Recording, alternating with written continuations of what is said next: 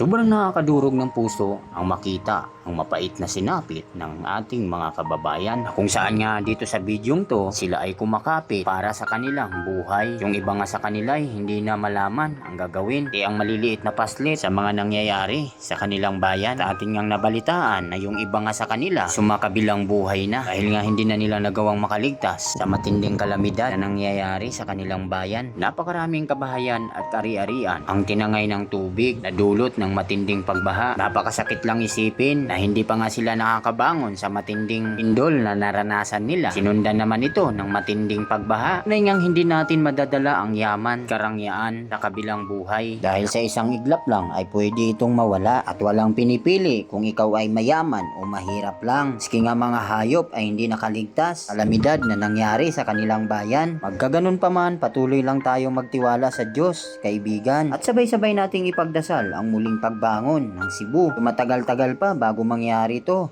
Ngunit kung ang lahat ng Pilipino ay magkaisa at ibuhos ang buong tulong para sa mga Cebuano, walang imposibleng mangyayari agad ito. Kaya sana kung ikaw ay nakakaluwag sa buhay mo ngayon, sana maisipan mo rin na tulungan ang mga Cebuano. Yun pa lang ay labis-labis na ang pasasalamat ko sa iyo na kung ikaw ay tutulong man, tumulong ka ng buong puso. Maraming salamat sa iyo at Diyos na ang magbalik sa lahat ng kabutihan mo.